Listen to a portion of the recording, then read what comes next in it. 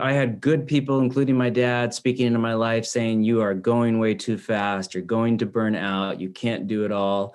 But the problem was I was caught up in a system that was designed in such a way that there was no possible way for me to live a Jesus-like life, in my opinion. At least not with different people have different capacities. I did not have the capacity to be who Jesus was calling me to be inside that kind of system of responsibility. But then on the other side, it's exactly what you said. It's the weird thing, and churches, even good churches, can fall prey to, I'm sure, what you guys see in business all of the time, where you literally get rewarded for bad behavior. You know what I mean? Whether it's workaholism or I'm sure at some point cutthroat, deals or whatever. And that's not a thing in the church. But as far as you don't get rewarded for that, but as far as, man, you can be a raging success as a pastor and a failure as a human being and as a disciple of Jesus. And you can we're the only people that one of the 10 commandments that we brag about breaking is the Sabbath. We literally brag about, I'm the first one to the office, last one to go. I work this many hours a week. It's been this many days since I had a day off. We brag about it. It's one of the 10 commandments. Can you imagine I had 3 affairs last month, I'm like, it's bragging about sin. But we brag about it when it comes to rest, life, rhythm, balance. That's how far the culture has drifted from Jesus' vision of human flourishing.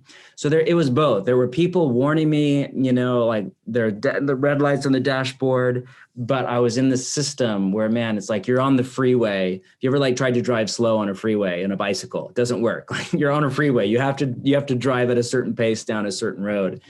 And that's what it was like. That role was like for me.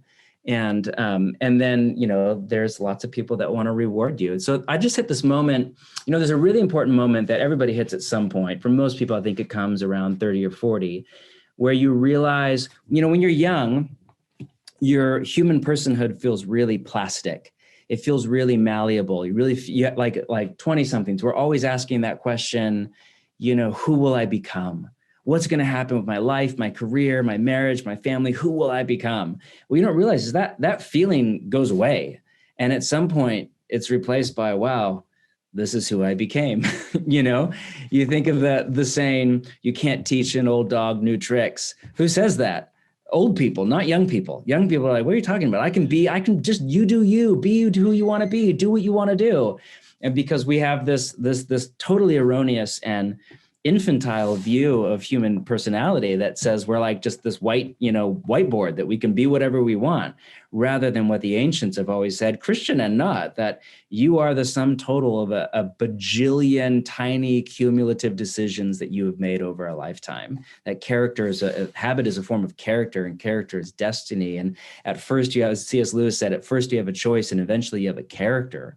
You live a certain way for a long enough period of time, and you are forming the inner sense of who you are, that inner part of you that chooses. You're forming yourself into someone or something, good or bad. Lewis also said we're all becoming either immortal horrors or everlasting splendors, which is why if you think about, and I say this with a lot of sensitivity and no ageism at all, trust me in my spirit, but if you think about elderly people, if you run kind of through your mental Rolodex of people in their 90s that very few of them are like middle of the road character-wise. Like most 20-somethings I know aren't really evil or really good. They're just cool or whatever. They're just 25. Most 95-year-olds I know are either saints, they repent at church and Lord, they're weeping through the Lord's Supper. You're like, what are you repenting of? You haven't sinned since 1987. I don't know what you would even repent of, like watching too much TV Guide. I don't even know, and we hesitate to say this, but most of us know these people.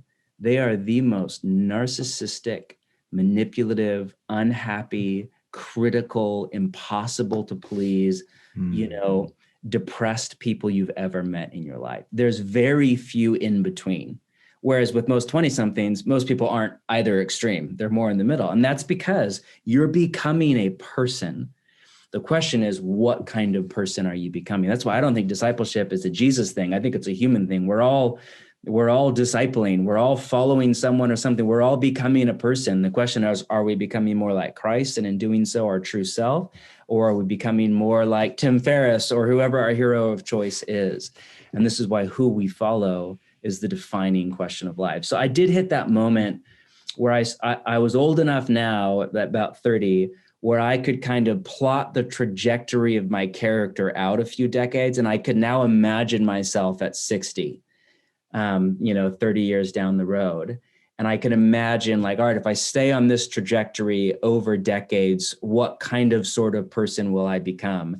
And what I saw was terrifying. It was basically, I'm in a loveless marriage. My children want nothing to do with me because I was an angry, critical, perfectionist dad who was at work all of the time. I'm bitter about certain things. I'm miserably unhappy. That happiness is the metric, but I'm not a well person. I could chart myself, and I was still theologically orthodox. I was probably still a pastor, but I was not increasingly like Jesus through my personality. So that was a real turning point kind of wake up moment for me.